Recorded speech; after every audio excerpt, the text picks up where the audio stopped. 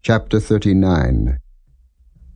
And Joseph was brought down to Egypt, and Potiphar, an officer of Pharaoh, captain of the guard, an Egyptian, bought him of the hands of the Ishmaelites, which had brought him down thither. And the Lord was with Joseph, and he was a prosperous man, and he was in the house of his master the Egyptian. And his master saw that the Lord was with him, and that the Lord made all that he did to prosper in his hand. And Joseph found grace in his sight, and he served him. And he made him overseer over his house, and all that he had he put into his hand. And it came to pass from the time that he had made him overseer in his house, and over all that he had, that the Lord blessed the Egyptian's house for Joseph's sake. And the blessing of the Lord was upon all that he had in the house and in the field. And he left all that he had in Joseph's hand, and he knew not aught he had, save the bread which he did eat. And Joseph was a goodly person, and well-favored. And it came to pass after these things, that his master's wife cast her eyes upon Joseph, and she said, Lie with me.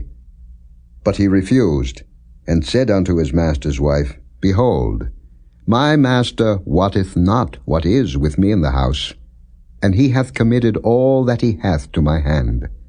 There is none greater in this house than I, neither hath he kept back anything from me but thee, because thou art his wife.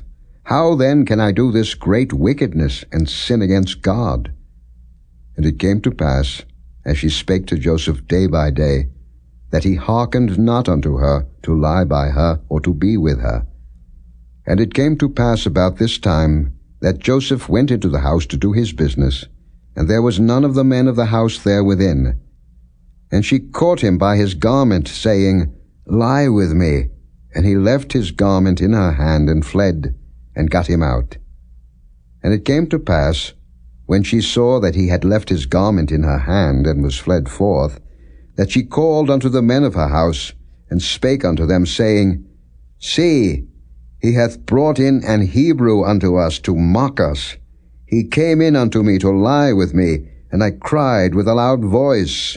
And it came to pass, when he heard that I lifted up my voice and cried, that he left his garment with me, and fled, and got him out. And she laid up his garment by her, until his lord came home. And she spake unto him according to these words, saying, The Hebrew servant, which thou hast brought unto us, came in unto me to mock me. And it came to pass, as I lifted up my voice and cried, that he left his garment with me, and fled out. And it came to pass, when his master heard the words of his wife, which she spake unto him, saying, After this manner did thy servant to me, that his wrath was kindled. And Joseph's master took him, and put him into the prison, a place where the king's prisoners were bound, and he was there in the prison. But the Lord was with Joseph, and showed him mercy, and gave him favor in the sight of the keeper of the prison.